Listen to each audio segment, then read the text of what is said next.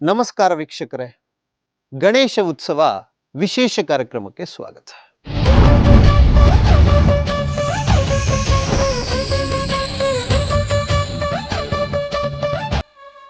ಬೆಂಗಳೂರಿನಲ್ಲಿ ಕಳೆದ 63 ವರ್ಷಗಳಿಂದ ನಿರಂತರವಾಗಿ ಒಂದು ಗಣೇಶನ ಉತ್ಸವ ನಡ್ಕೊಂಡು ಬರ್ತಾ ಇದೆ.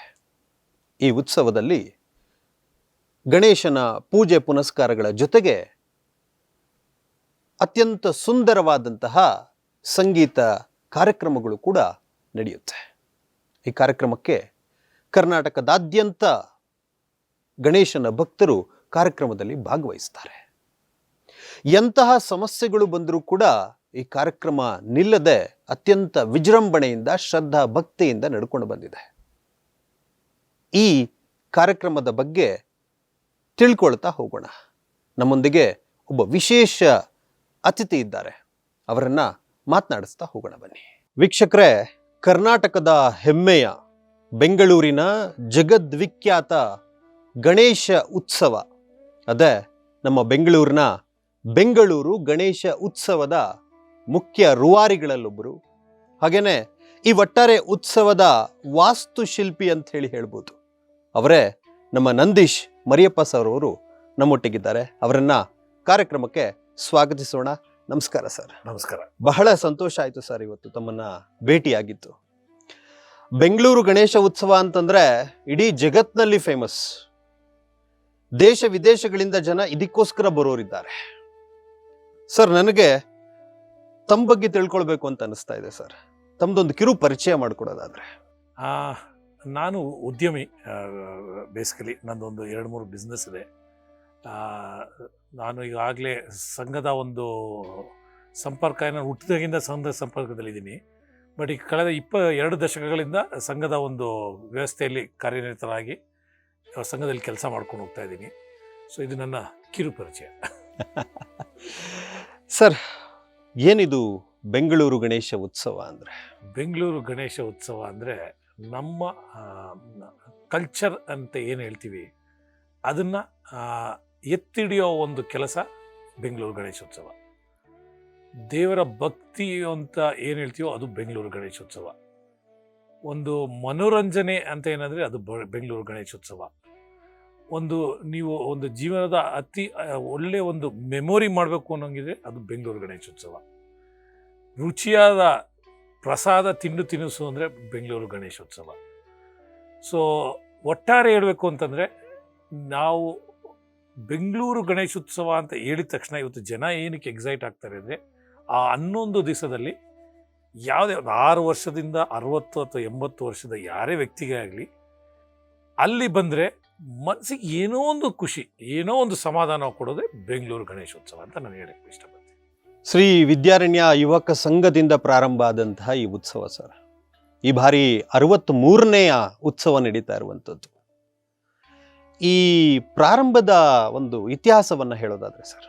1961-62ನೇ ಇಸ್ವಿಲಿ ಆವಾಗಿನ ಯುವಕರು, ಒಂದು 17-18 ವರ್ಷ ಯುವಕರು, ಅವರೆಲ್ಲ ಒಂದು ಸೈಕಲ್ ಶಾಪಲ್ಲಿ ಸೇರ್ತಾಯಿದ್ರು.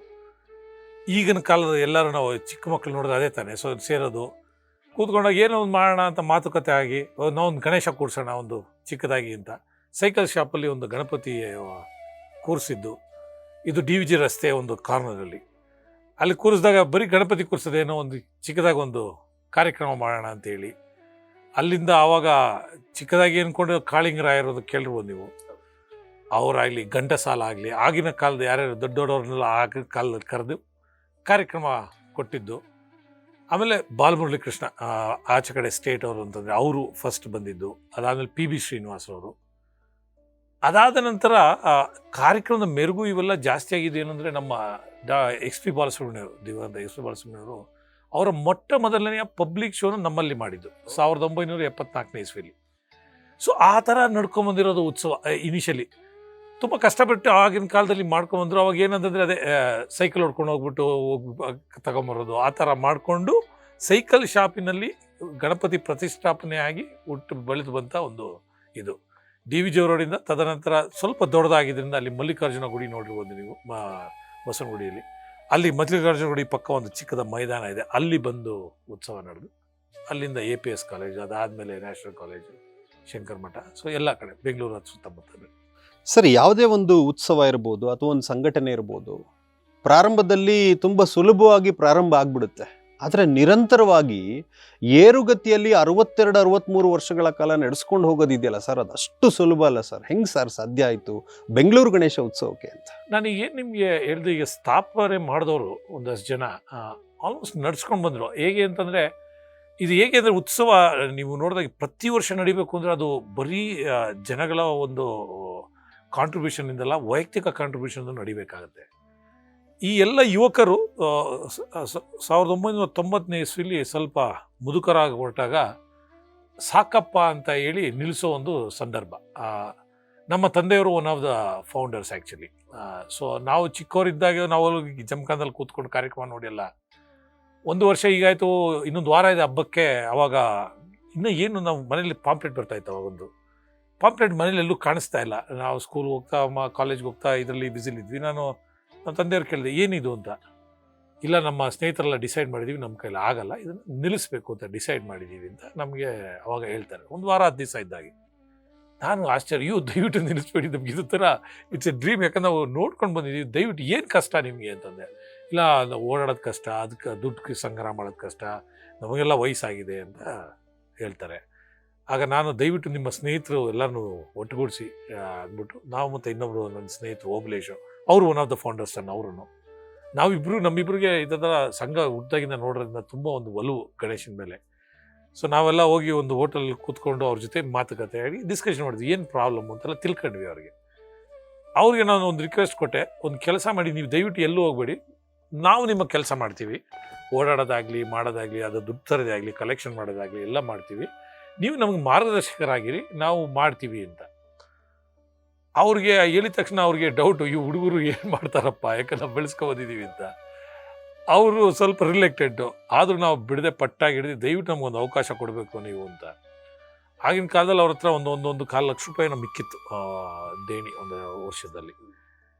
ಅವ್ರೇನು ಹೇಳಿದ್ರು, ನಾವು ಈ ದುಡ್ಡಿದೆ ಬಟ್ ನಿಮ್ಗೆ ಕೊಡಲ್ಲ, ನೀವು ನಿಮ್ಮ ದುಡ್ಡಲ್ಲೇ ಮಾಡಬೇಕು, ಇಲ್ಲ ನಾವು ನೀವು ದುಡ್ಡು ಕೊಡಲ್ಲ ಅಂತ ಒಂದು ಷರತ್ತು.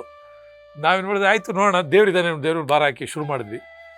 ಆ ವರ್ಷ ದಡ ಮಾಡಿದ್ವಿ, ಪ್ರೋಗ್ರಾಮ್ ಫಿಕ್ಸ್ ಮಾಡಿದ್ವಿ, ಹೋಗಿ ಚಂದಾನೆಲ್ಲ ತಂದ್ವಿ, ಕಾರ್ಯಕ್ರಮ ಮಾಡಿ ಒಂದು ರೀತಿಲಿ ಕಾರ್ಯಕ್ರಮ ಚೆನ್ನಾಗಿ ನಡೀತು. ಅದು 38ನೇ 39ನೇ ಬೆಂಗಳೂರು ಗಣೇಶೋತ್ಸವ, ಇವತ್ತು 63ರಲ್ಲಿದ್ದೀವಿ. ಸೊ ಅವಾಗಿಂದ ಈ ಕಾರ್ಯಗೀತ ಬೇಗನೆ ಬದಲಾಯಿತು.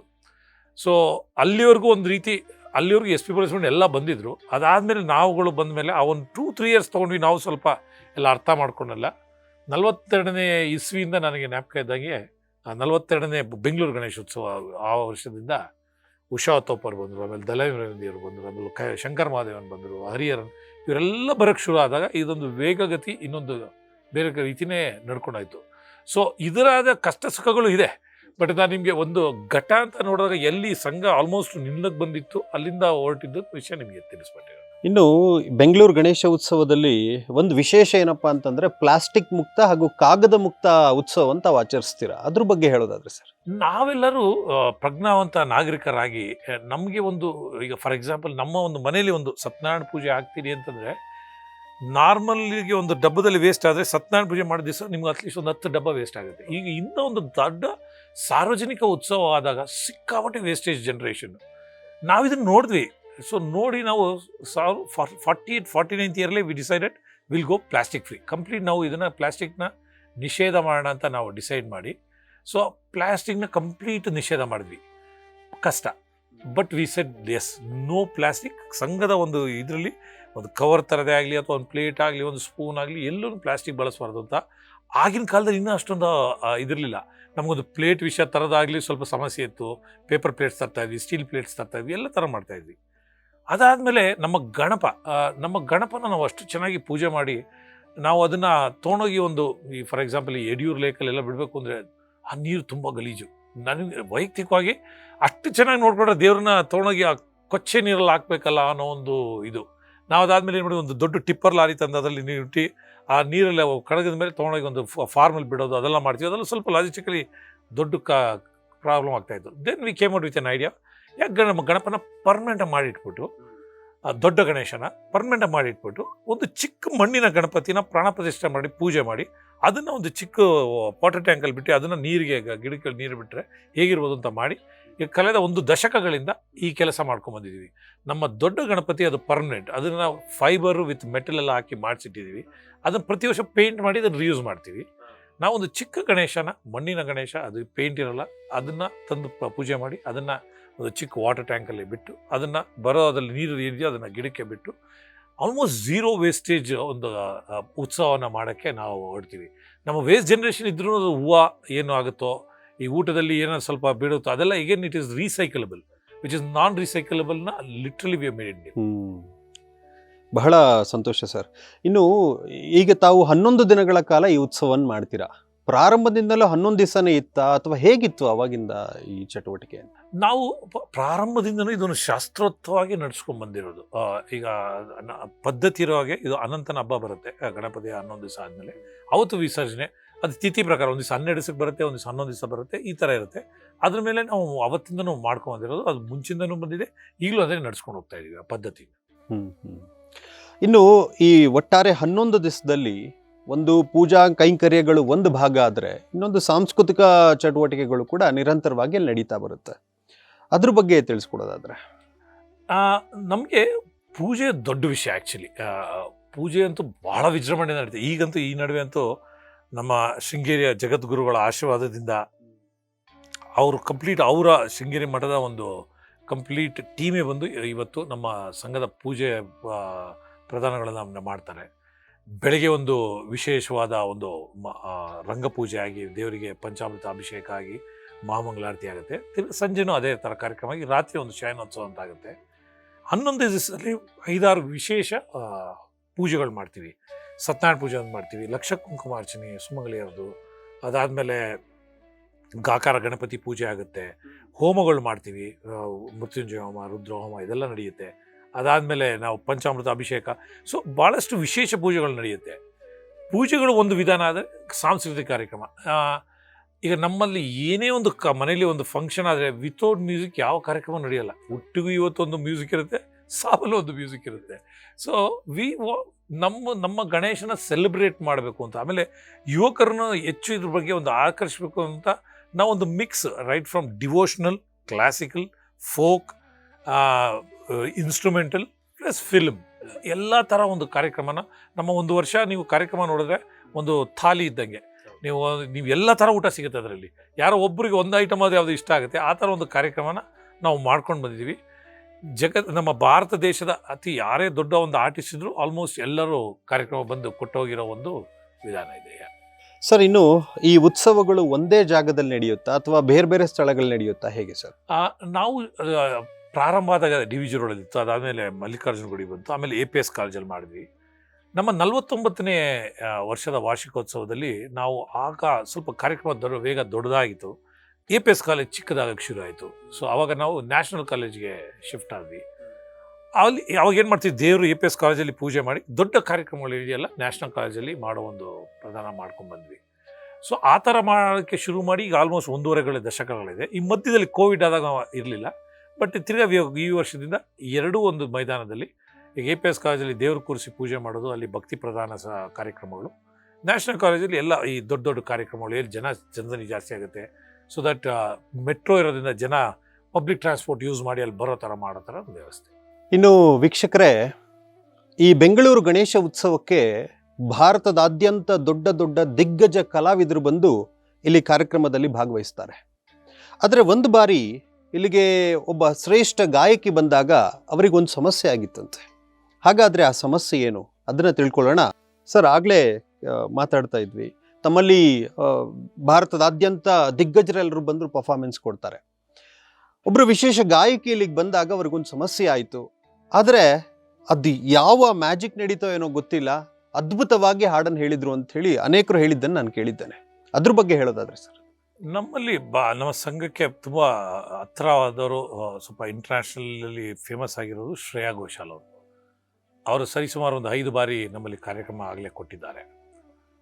ಅವರು 1 ವರ್ಷ ನಾವು ಅವತ್ತು ಬೆಳಗಿನ ಕಾರ್ಯಕ್ರಮ ಮಾಡಿದ್ವಿ, ಭಾಳ ವಿಶೇಷವಾಗಿ. ಬೆಳಿಗ್ಗೆ ನಾರ್ಮಲಿ ನಾವು ಮಾಡಲ್ಲ, ಬಟ್ ಏನಂದರೆ ತುಂಬ ಜನ ಆರ್ಟಿಸ್ಟ್ಗಳು ಆದಾಗ ನಾವು ಬೆಳಗಿನ ಮಾಡಿ ಸಾಯಂಕಾಲ ಮಾಡಿ ಭಾನುವಾರ ಒಂದು ಕಾರ್ಯಕ್ರಮ. ಆ ಕಾರ್ಯಕ್ರಮ ಭಾನುವಾರ, ನನಗೆ ಶುಕ್ರವಾರ ಸಂಜೆ ಅವರು ದುಬೈಲಿ ಒಂದು ಕಾರ್ಯಕ್ರಮ ಏನೋ ನಡೆಯುತ್ತೆ. ಅವ್ರು ಸಂಜೆ ನನಗೆ ಫೋನ್ ಬರುತ್ತೆ ಅವ್ರ ಮ್ಯಾನೇಜರಿಂದ, ನಂದೀಶ್ ಅವರೇ ಈ ಥರ ಕಾರ್ಯಕ್ರಮ ಆಗಿದೆ, ಬಟ್ ಶ್ರೇಯಸ್ ಅವ್ರ ವಾಯ್ಸ್ ಹೊಟ್ಟೋಗಿದೆ, ಅವ್ರಿಗೆ ಮಾತಾಡೋಕ್ಕೆ ಆಗ್ತಾಯಿಲ್ಲ, ಏನು ಮಾಡೋಣ ಅಂತ. ನಾನು ಅಯ್ಯೋ ಹಂಗೆ ಮಾಡಬೇಡಿ, ಯಾಕಂದರೆ ಅದು ಭಾಳ ನಿರೀಕ್ಷಿತ ಕಾರ್ಯಕ್ರಮ, ತುಂಬ ಜನ ಕಾಯ್ತಾ ಇದ್ದಾರೆ, ದಯವಿಟ್ಟು ಅದನ್ನು ಹೆಂಗನ ಮಾಡಿ ಏನೋ ಮಾಡಬೇಕು ಅಂತ. ಇಲ್ಲ, ನಾವು ಮೆಡಿಸಿನ್ ಎಲ್ಲ ತೊಗೊತಾ ಇದ್ದೀವಿ, ಓಕೆ ನಾವು ಬೆಂಗಳೂರಿಗೆ ಬರ್ತೀವಿ, ಬಂದಮೇಲೆ ನೋಡೋಣ ಏನಾಗುತ್ತೆ ಅಂತಾರೆ. ಸೊ ಬೆಂಗಳೂರಿಗೆ ಶನಿವಾರ ಬಂದರು. ಶನಿವಾರ ಬಂದಾಗ ಈಗೇನವ್ರು ಮಾತಾಡೋಕ್ಕಾಗ್ತಿಲ್ಲ. ಅವ್ರ ಮ್ಯಾನೇಜರ್ ಅಷ್ಟರಲ್ಲಿ ಏನು ಮಾಡಿದ್ರು, ಒಂದು ಬಾಂಬೆದ ಇನ್ನೊಂದು ಸಿಂಗರ್ನ ಕರೆಸಿ ಕಾರ್ಯಕ್ರಮ ರೆಡಿ ಮಾಡಿದ್ರು. ನಾವು ನಮ್ಮಲ್ಲಿ ವಿಜಯ್ ಪ್ರಕಾಶ್ ಅವ್ರ ಕಾರ್ಯಕ್ರಮ ಆಯಿತು ಅವತ್ತು ಶನಿವಾರ. ನಾನು ಅವ್ರಿಗೆ ರಿಕ್ವೆಸ್ಟ್ ಮಾಡಿಕೊಂಡು, ಬೆಳಗ್ಗೆ ನೀವು ಬನ್ನಿ, ಬೈ ಚಾನ್ಸ್ ಏನಾದ್ರು ಸಮಸ್ಯೆ ಇದ್ದರೆ, ಯಾಕಂದ್ರೆ ಜನ ಜಾಸ್ತಿ ಇರೋದ್ರೆ ನೀವು ಮ್ಯಾನೇಜ್ ಮಾಡ್ಬೋದು ಅಂತ ಅವರು ವಿಜಯ್ ಪ್ರಕಾಶ್ ಅವರು ಬಂದರು. ಸೊ ಬೆಳಗ್ಗೆ ಅವರು ಪೂಜೆಗೆ ಬಂದರು. ಪೂಜೆಗೆ ಬಂದಾಗ ನಾನು ಮಾತಾಡಿಸ್ತೀನಿ, ಅವ್ರಿಗೆ ಮಾತೇ ಬರ್ತಾಯಿಲ್ಲ, ಅಂದರೆ ಅಂತ ಹಿಂಗೆ ಹೇಳ್ತಿದ್ದಾರೆ. ಸೊ ನಾನು ಏನು ಮಾಡೋಣ ಅಂತ ಪ್ಲ್ಯಾನ್ ಮಾಡಿದ್ದೀನಿ. ಫಸ್ಟ್ ಆ ಸಿಂಗರ್ ಹೋಗ್ತಾರೆ, ಅದಾದಮೇಲೆ ಬೇಕಿದ್ರೆ ವಿಜಯ್ ಪ್ರಕಾಶ್ ಅವ್ರು ಹೋಗ್ತಾರೆ ಸ್ಟೇಜ್ ಮೇಲೆ ಕಾರ್ಯಕ್ರಮ ಮಾಡಿ. ಇವ್ರ ಮಧ್ಯದಲ್ಲಿ ಒಂದು ಸತಿ ಮಖ ತೋರಿಸ್ಬಂದು ಈ ಥರ ನಂಗೆ ತೊಂದರೆ ಆಗಿದೆ ಅಂತ ಒಂದು ಸಾರಿ ಕೇಳ್ಬಿಟ್ಟು ಬರೋ ಥರ ಪ್ಲ್ಯಾನ್ ಮಾಡಿದ್ವಿ. ಅವರು ಅವ್ರ ತಂದೆ ತಾಯಿ ಅವ್ರ ಯಜಮಾನರು ಎಲ್ಲ ಇದ್ದರು. ಅವ್ರು ಬಂದು ದೇವರಿಗೆ ಪೂಜೆ ಮಾಡಿದ್ವಿ. ಪೂಜೆ ಮಾಡಿದ್ರೆ ಕಾರ್ಯಕ್ರಮ ಶುರು ಆಗುತ್ತೆ. ಪೂಜೆ ಆದಮೇಲೆ ಮಧ್ಯದಲ್ಲಿ ಒಂದು 2-3 ಸಾಂಗ್ ಆಯಿತು ಬೇರೆ ಸಿಂಗರು. ಅದಕ್ಕೆ ನಾನು ಹೋಗಿ ಕೇಳಿದೆ, ಹೇಗಿದ್ದೀರಾ ನೀವು ಅಂತ. ಅವ್ರು ಚೂರು ನನ್ನ ಹತ್ರ ಈಗ ಸ್ವಲ್ಪ ಪರವಾಗಿಲ್ಲ ಅಂತ ಮೆತ್ತಗೆ ಮಾತಾಡಿ, ನಾನು ಸ್ಟೇಜ್ ಮೇಲೆ ಹೋಗಿ ಒಂದು ಸಾರಿ ಕೇಳಿಬಿಟ್ಟು, ಆದರೆ ಒಂದು 2 ಲೈನ್ ಏನೋ ಮಾತಾಡೋಕ್ಕೆ ಆಡ್ಬಿಟ್ಟು ಬರ್ತೀನಿ ಅಂತ ಹೇಳಿ ಒಂದು 5 ಹಾಡು ಆದಮೇಲೆ ಸ್ಟೇಜ್ ಮೇಲೆ ಹೋಗ್ತಾರೆ. ಸ್ಟೇಜ್ ಮೇಲೆ ಹೋಗಿ ಅವರು ಮಾತಾಡಿ, ನಾನು ಟ್ರೈ ಮಾಡ್ತೀನಿ ಒಂದು ಹಾಡು ಹೇಳೋಕ್ಕೆ ಅಂತ ಟ್ರೈ ಮಾಡ್ತಾರೆ. ಅವ್ರು ಟ್ರೈ ಶುರು ಮಾಡಿದ ತಕ್ಷಣ 10-12 ಹಾಡುಗಳು ಮುಗಿಸ್ತಾರೆ. ಅದೊಂಥರ ಮ್ಯಾಜಿಕಲ್ಲು. ಈಗ ನಾವು ವಿಜಯ್ ಪ್ರಕಾಶ್ ಎಲ್ಲ ಸೈಡಲ್ಲಿ ಕೂತ್ಕೊಂಡು ಏನು ಈಗ ಈ ಥರ ಮಾತಾಡೋಕ್ಕಾಗಲ್ಲ, ಅದು ಮಾತಾಡೋಕ್ಕೆ ಆಗ್ತಿಲ್ಲ, ವಿ ಆರ್ ಸಿಂಗರ್, ಏನಿದು ಅದ್ಭುತ ಅಂತ. ಸೊ ಈ ಒಂದು ಅದ್ಭುತ ನಮಗೂ ಅರ್ಥ ಆಗಿಲ್ಲ, ಯಾರಿಗೂ ಅರ್ಥ ಆಗಿಲ್ಲ. ಅದಾಗಿದ್ಮೇಲೆ ಆಲ್ಮೋಸ್ಟ್ 1 ವಾರ ಅವರು ಬಾಂಬೆಗೆ ಹೋದಾಗ ಮಾತೇ ಬಂದಿಲ್ಲ ಅಂತೆ, ಮಾತು ಫುಲ್ ವಾಯ್ಸ್ ತೊಟ್ಟಿ ರೆಡಿಯಾಗಿರೋದು. ಬಟ್ ಅವತ್ತು ಆಗಿದ್ದು ಒಂದು ಮಿರಾಕಲ್. ಅವರು ನನಗೆ ಎಲ್ಲಿ ಹೋದರೂ ಅದನ್ನ ಹೇಳ್ತಾರೆ, ಅವತ್ತು ಆ ದೇವರು ಅದು ಏನು ನನಗೆ ಆಶೀರ್ವಾದ ಕೊಟ್ಟನೋ ಏನೋ, ಅಲ್ಲಿ ಒಂದು ಮಿರಾಕಲ್ಲೇ ಆಯಿತು ನನಗೆ. ನನ್ನ ಮಾತೇ ಬರ್ದವ್ರು ಒಂದು 12 ಒಂದು ಕಾರ್ಯಕ್ರಮ ಮಾಡಿ ಬಂದೆ ಅಂದರೆ ನನಗೆ ನಂಬೋಕ್ಕಾಗಲ್ಲ. ಇವತ್ತೂ ಅದೊಂದು ಅಚ್ಚರಿ ಅಂತ ಹೇಳೋದು. ಆ ಥರ ಭಾಳಷ್ಟು ನಡೆದಿದೆ. ಇದು ಈಗ ದೊಡ್ಡ ಆರ್ಟಿಸ್ಟ್ ಅಂತ ನಿಮ್ಗೆ ಈ ಥರ ಹೇಳ್ತೀರಿ, ಬಟ್ ತುಂಬ ಜನ ನಮ್ಮಲ್ಲಿ ವೈಯಕ್ತಿಕವಾಗಿ ನನಗೂ ಈ ಅನುಭವ ಆಗಿದೆ. ಬಟ್ ಎಲ್ಲ ಬಂದವ್ರಿಗೂ ನಮ್ಮ ಗಣೇಶನ ಹತ್ರ ಏನೋ ಒಂದು ಸ್ಪೆಷಲ್. ಇಲ್ಲಾಂದರೆ 63 ವರ್ಷ ಸತತವಾಗಿ ಈ ಒಂದು ಕಾರ್ಯಕ್ರಮ ನಡೆಯೋದು ಭಾಳ ವಿಶೇಷ. ಅದಕ್ಕೆ ಅಲ್ವೇ ಅವನನ್ನು ಕರೆಯೋದು ವಿಘ್ನ ನಿವಾರಕ ಅಂತ ಹೇಳಿ. ಯಾವುದೇ ವಿಘ್ನ ಬಂದರೂ ಕೂಡ ಅವನನ್ನು ನೆನೆಸ್ಕೊಂಡ್ರೆ ಸಾಕು, ಆ ವಿಘ್ನಗಳು ನಿವಾರಣೆ ಆಗುತ್ತೆ ಅಂತ ಹೇಳಿ. ಇನ್ನು ಸರ್, ಇಷ್ಟೆಲ್ಲ ದೊಡ್ಡ ಕಾರ್ಯಕ್ರಮವನ್ನು ಆಯೋಜನೆ ಮಾಡಬೇಕು ಅಂತಂದರೆ ಯಾರೋ ಕೆಲವು ಮಂದಿಯಿಂದ ಮಾತ್ರ ಆಗೋದಕ್ಕೆ ಸಾಧ್ಯ ಇಲ್ಲ. ಇದಕ್ಕೆ ಒಟ್ಟಾರೆ ಸಮಾಜದ ಬೆಂಬಲ ಬೇಕು, ತನು ಮನ ಧನದ ಸಹಕಾರ ಇರಲೇಬೇಕು. ಅದ್ರ ಬಗ್ಗೆ ಹೇಳೋದಾದ್ರೆ ನಮ್ಮದು it is completely crowd funded. ಯಾವ ಕಾರ್ಪೊರೇಟ್ಸ್ ಇನ್ವಾಲ್ವ್ ಇಲ್ಲ, ಏನಿಲ್ಲ. ನಮ್ಮ ಸದಸ್ಯರು ಆಲ್ಮೋಸ್ಟ್ 80-90 ಜನ ನಾವಿದ್ದೀವಿ. ನಾವು almost through the year work ಮಾಡ್ತೀವಿ. ನಮ್ಮ ಮೊದಲನೇ ಮೀಟಿಂಗ್ ಆಗೋದು ಜನವರಿಲಿ, ಫಸ್ಟ್ ಯಾವುದೇ ಆ ವರ್ಷದ ಕಾರ್ಯಕ್ರಮ ಆಗೋದು ಜನವರಿಯಿಂದ ನಮ್ಮ ಪ್ಲ್ಯಾನಿಂಗ್ ಶುರು ಆಗಿ ಹಬ್ಬ ಇನ್ನೊಂದು 3 ತಿಂಗಳಿದ್ದಂಗೆ ಡೈಲಿ ಸಂಜೆ ಒಂದು 2-3 ತಾಸು ನಮ್ಮ ಈ ಕಂಪ್ಲೀಟ್ ಸೌತ್ ಬ್ಯಾಂಗ್ಳೂರಲ್ಲಿ ಮನೆಗೆ ಹೋಗಿ ದೇಣಿನ ಸಂಗ್ರಹ ಮಾಡಿ ಬರೋದು. ಭಾಳಷ್ಟು ಜನ ಏನು ಮಾಡ್ತಾರೆ, ಒಂದು ಉಂಡಿ ಇಟ್ಬಿಟ್ಟು ಅದರಲ್ಲಿ ದುಡ್ಡು ಹಾಕಿ ಕೂಡ ಇಟ್ಬಿಟ್ಟು ನಾವು ಹೋದಾಗ ತೆಗೆದು ಕೊಡ್ತಾರೆ. ನಮ್ದೆಲ್ಲ ಅನ್ನೋದು ದುಡ್ಡನ್ನು ತೆಗೆದು ಒಂದು ಬ್ಯಾಂಕಲ್ಲಿ ಒಂದು RD ಥರ ಮಾಡಿ ಇಟ್ಬಿಟ್ಟು ಅದನ್ನು ತೆಗೆದು ಕೊಡ್ತಾರೆ. ಸೊ ಈ ಒಂದು ಪದ್ಧತಿ ಬರ್ಕೊಂಡ್ಬಿಟ್ಟಿದೆ. ಯಾಕಂದರೆ ಇದು ಅಷ್ಟು ವರ್ಷದಿಂದ ಮಾಡ್ಕೊಂಡಿರೋದು, ಅವ್ರಿಗೆ ಎಲ್ಲರಿಗೂ ನಮ್ಮ ಗಣೇಶ ಏನೋ ಒಂದು ಮಾಡಿದ್ದಾನೆ ಅನ್ನೋ ಒಂದು ಇದಿದೆ.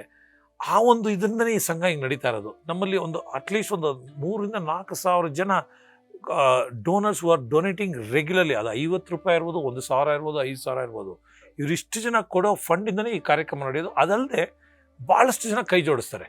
ಭಾಳಷ್ಟು ಜನ ಅದನ್ನು ಹೇಳ್ಕೊಳ್ಳಿಕ್ಕೆ ಬರಲ್ಲ. ಎಲ್ಲರೂ ಬಂದು ನಂದಿದಿರಲಿ, ನಾನೊಂದು ಪ್ರಸಾದ ಮಾಡಿಸ್ಕೊಡ್ತೀನಿ, ಇದು ಮಾಡಿಸ್ಕೊಡ್ತೀನಿ ಅಂತ. ಅದಕ್ಕೆ ಅಷ್ಟು ಲಕ್ಷಾಂತರ ಜನ ಬಂದು ಈ ಒಂದು ಎಲ್ಲ ಸಹಿತ ಹೋಗ್ತಾರೆ. ಇನ್ನು ನಾನು ಕೇಳ್ಪಟ್ಟೆ, ತಮ್ಗೆ ಯಾರಾದ್ರೂ ಒಬ್ರು ದೇಣಿಗೆ ನೀಡಿದ್ರೆ ನೀವು ಅವರಿಗೆ ಕಾಗದದ ರಶೀದಿ ನೀಡಲ್ವಂತೆ. ಕಾಗದ ಏನು ಅದನ್ನ ಹಾಳು ಮಾಡಬಾರ್ದು ಅಂತ ಹೇಳಿ.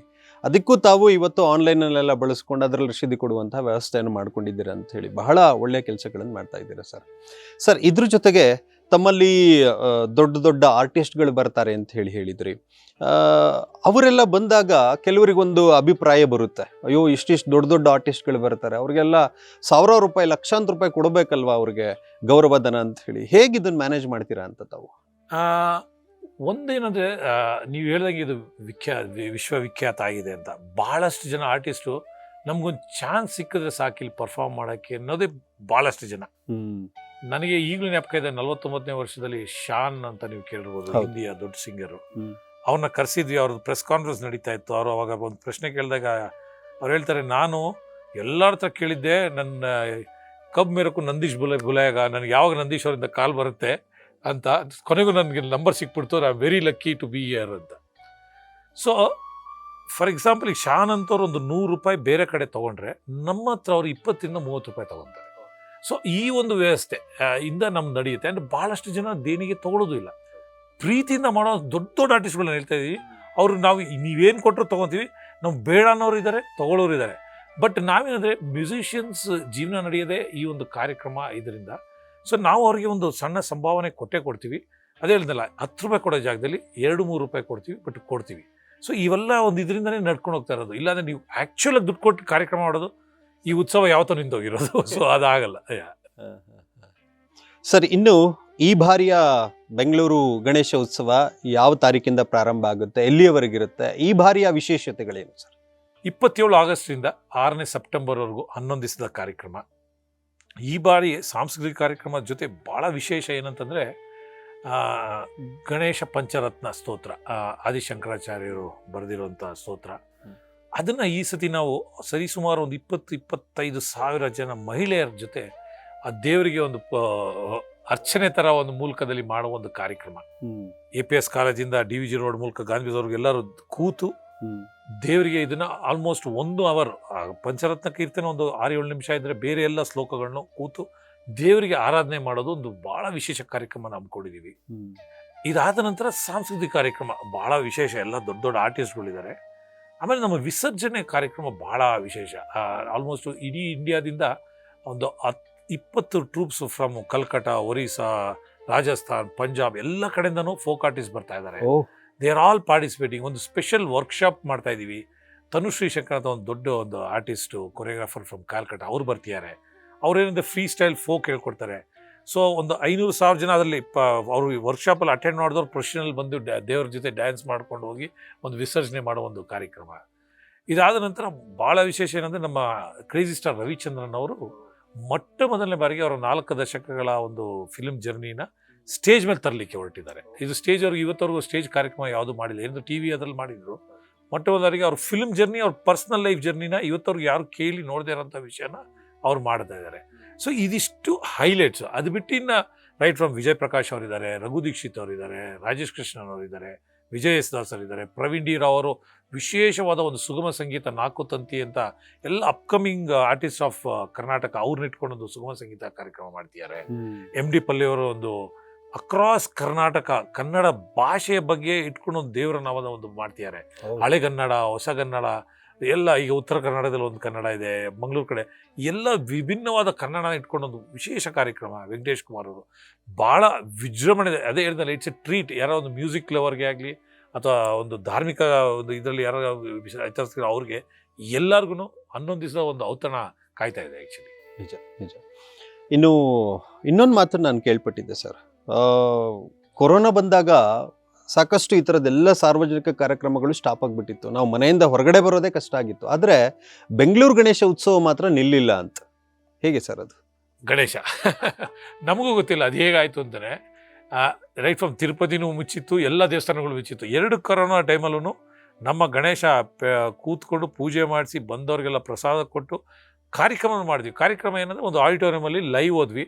ಫಸ್ಟ್ ಟೈಮ್ ನಾವು ಲೈವ್ ಹೋಗಿದ್ದು. ಇವತ್ತು ನಮಗೆ thanks to the world wide ತುಂಬ ದೊಡ್ಡ ಆಡಿಯನ್ಸ್ ಡೆವಲಪ್ ಆಗಿದ್ದಾರೆ. ಈಗ ಸರಿಸುಮಾರು 4-5 million viewers every year watch it. ಈಗ ಅಮೇರಿಕಲ್ಲಾಗಲಿ ಯುರೋಪಲ್ಲಾಗಲಿ ಜನ ನಮಗೆ ಮೆಸೇಜ್ ಕಳಿಸ್ತಾ ಇರ್ತಾರೆ, ನಾವು ನಿಮ್ಮ ಇಷ್ಟಪಡ್ತೀವಿ, ನಾವು ಕಾಯ್ತಾ ಇದೀವಿ ಕಾರ್ಯಕ್ರಮಕ್ಕೆ ಅಂತ. ಸೊ ಆ ಒಂದು ಕೋವಿಡಲ್ಲಿ ಆ ಥರ ಆಯಿತು. ಅದು ಹೆಂಗಾಯ್ತು ನಮಗೂ ಗೊತ್ತಿಲ್ಲ. ಅದೇ ಹೇಳಿದ್ರೆ ನಮ್ಮ ಗಣೇಶನಿಗೆ ಒಂದು ವಿಶೇಷ ಪವರ್ ಇದೆ, ಇಲ್ಲಾಂದರೆ ಅದು ಸಾಧ್ಯನೇ ಇಲ್ಲ. ಮುಂಬೈ ಗಣೇಶ ಉತ್ಸವನೇ ಕ್ಯಾನ್ಸಲ್ ಮಾಡಿದ್ರು. ಮುಂಬೈಲಿ ಗಣಪತಿ ಕೂರಿಸಿರಲಿಲ್ಲ, ಬಟ್ ನಾವಿಲ್ಲಿ ಗಣಪತಿ ಪೂಜೆ ಮಾಡಿದ್ವಿ. ಸೊ ಈ ಥರ ಒಂದು ವಿಶೇಷ ನಮ್ಮ ಅದು ಅದು ಬರೀ ಬೆಂಗಳೂರು ಗಣೇಶ ಉತ್ಸವದಲ್ಲಿ ಅಂತ ಹೇಳ್ಕೊಳಕ್ಕೆ ನಾನು ಭಾಳ ಹೆಮ್ಮೆ ಪಡ್ತೀನಿ. ಅದು ನಮ್ಮ ಗಣೇಶ ಅಂತ. ಸರ್, ಇನ್ನು ಕೊನೆಯದಾಗಿ ಬಹುಶಃ ನಿಮ್ಮ ಜೀವನದ ಒಂದು ದೊಡ್ಡ ಸೌಭಾಗ್ಯ ಅಂತ ಅನಿಸುತ್ತೆ. ಇಷ್ಟು ವರ್ಷ ನಿರಂತರವಾಗಿ ಈ ಬೆಂಗಳೂರು ಗಣೇಶ ಉತ್ಸವದಲ್ಲಿ ಭಾಗವಹಿಸ್ತಾ ಇರುವಂಥದ್ದು, ಎಲ್ಲ ಚಟುವಟಿಕೆಗಳನ್ನು ಗಮನಿಸ್ತಾ ಇರುವಂಥದ್ದು ಏನನ್ಸುತ್ತೆ ಸರ್? ನಾನು ಭಾಳ ಜನ ಸ್ನೇಹಿತರು ನನಗೆ ಹೇಳಿದಾಗ ಅದೇ ಹೇಳೋದು, ನಾನು ಏನಂದರೆ I am the blessed one. ಅಂದರೆ ನಾನು ಅದೃಷ್ಟ ಮಾಡಿದ್ದೀನಿ ನಾನು ಅವನಿಗೆ ಸೇವೆ ಮಾಡೋಕ್ಕೆ. Is chosen me is what ನಾನು ಎಲ್ಲರಿಗೂ ಹೇಳೋದು. ನಮ್ಮನ್ನು ಚೂಸ್ ಮಾಡಿದ್ದಾನೆ. ಈಗ ನಮ್ಮ ತಂಡನೂ ಅಷ್ಟೇ, ನಮ್ಮ ಇಷ್ಟು ಜನನೇ ಯಾಕೆ ಇಲ್ಲಿ ಬಂದು ಕೆಲಸ ಮಾಡೋದಂದರೆ ಅವ್ರು ಆಶೀರ್ವಾದ ಮಾಡಿ ನಮಗೆ ನೀವು ಸೇವೆ ಮಾಡ್ರಪ್ಪ ಅಂತ ನಮಗೊಂದು ಅವಕಾಶ ಕೊಟ್ಟಿದ್ದಾರೆ, ನಾವು ಸೇವೆ ಮಾಡ್ತೇವೆ. ಐ ಮೀನ್ ಅದಕ್ಕಿಂತ ಇನ್ನೊಂದು ಖುಷಿ ನಮಗಿಲ್ಲ. ತುಂಬ ಕಷ್ಟ ಇದೆ ಈ ಕಾರ್ಯಕ್ರಮ ಮಾಡೋದು, ಬಟ್ ಆ ಕಷ್ಟ ಅಲ್ಲ, ಅಲ್ಲಿ ನಿಂತ್ಕೊಂಡು ಒಂದು ಆರತಿ ಆದಾಗ ಒಂದು ಕೈ ಮುಗಿದಾಗ ಅದು ಬರೋ ಖುಷಿ ಇದೆಯಲ್ಲ, ಅದ್ರ ಮುಂದೆ ಇನ್ನೊಂದಿಲ್ಲ. ಸೊ ಎಲ್ಲ ಅವ್ರದ್ದೇ, ಏನು ಅವ್ರು ನಮ್ಮನ್ನು ಚೂಸ್ ಮಾಡಿದಾರಲ್ಲ, ವಿ ಆರ್ ಲಕ್ಕಿ ಅಷ್ಟೇ. ಬಹಳ ಸಂತೋಷ ಆಯಿತು ಸರ್. ನಿಮ್ಮನ್ನು ಭೇಟಿಯಾಗಿ ಬೆಂಗಳೂರು ಗಣೇಶೋತ್ಸವದ ಕುರಿತಂತೆ ಸಾಕಷ್ಟು ಮಾಹಿತಿಯನ್ನು ಇರುವಂತಹ ಕಡಿಮೆ ಅವಧಿಯಲ್ಲಿ ತಮಗೆ ತಿಳಿಸ್ಕೊಟ್ಟಿದ್ದೀರಾ. ಈ ಗಣೇಶ ಉತ್ಸವ ಆ ಗಣೇಶನ ಆಶೀರ್ವಾದದಿಂದ, ಎಲ್ಲರ ಸಹಕಾರದಿಂದ ಇನ್ನಷ್ಟು ಅದ್ಧೂರಿಯಾಗಿ ನಡೀಲಿ, ಇನ್ನೂ ನಿರಂತರವಾಗಿ ನಡೀತಾ ಇರಲಿ ಅಂತ ಹೇಳಿ ನಾವು ಎಲ್ಲರ ಪರವಾಗಿ ಆಶಿಸ್ತಾ ತಮಗೆ ಕಾರ್ಯಕ್ರಮದಲ್ಲಿ ಭಾಗವಹಿಸಿದ್ದಕ್ಕೆ ಪ್ರೀತಿಯ ವಂದನೆಗಳು ಸರ್. ತುಂಬ ಧನ್ಯವಾದಗಳು. ನೀವು ಬಂದು ನಮಗೆ ಈ ಒಂದು ಅವಕಾಶ ಕೊಟ್ಟಿದ್ದಕ್ಕೆ. ನಿಮ್ಮ ಮೂಲಕ ಎಲ್ಲ ಜನಕ್ಕೆ ತಲುಪುತ್ತೆ ಈ ವಿಷಯ. ಆ್ಯಂಡ್ ನಿಮ್ಮ ಮೂಲಕ ಎಲ್ಲರೂ ಇನ್ವೈಟ್ ಮಾಡ್ತೀವಿ. ಈ ವರ್ಷ ಅಲ್ಲ, ಪ್ರತಿ ವರ್ಷ ಬಂದು ಉತ್ಸವದಲ್ಲಿ ಭಾಗಿಯಾಗಿ ದೇವರ ಆಶೀರ್ವಾದ ಪಡ್ಕೋಬೇಕು ಅಂತ ಕೇಳ್ಕೊತೀವಿ. ಧನ್ಯವಾದಗಳು. ನೋಡಿದ್ರಲ್ಲ ವೀಕ್ಷಕರೇ, ಒಂದು ಸಂಘಟನೆ ಪ್ರಾರಂಭ ಆಗಿ 63 ವರ್ಷಗಳ ಕಾಲ ನಿರಂತರವಾಗಿ ಒಂದೇ ಕಾರ್ಯವನ್ನು ಇಟ್ಟುಕೊಂಡು ಅದ್ಭುತವಾಗಿ ವಿಭಿನ್ನವಾಗಿ ನಡೆಸ್ಕೊಂಡು ಬರುವಂಥದ್ದು ಅಷ್ಟು ಸುಲಭದ ಸಂಗತಿ ಅಲ್ಲ. ಅದು ಎಂತಹ ಕಷ್ಟಗಳೇ ಏನೇ ಸಮಸ್ಯೆಗಳಿದ್ರೂ ಕೂಡ ಬೆಂಗಳೂರು ಗಣೇಶ ಉತ್ಸವ ನಿರಂತರವಾಗಿ ವಿಜೃಂಭಣೆಯಿಂದ ನಡೀತಾ ಇದೆ.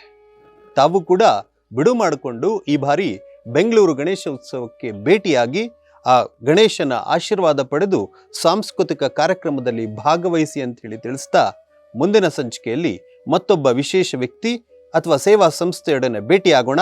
ಅಲ್ಲಿಯವರೆಗೂ ನಮಸ್ಕಾರ. ಜೈ ಹಿಂದ್, ವಂದೇ ಮಾತರಂ.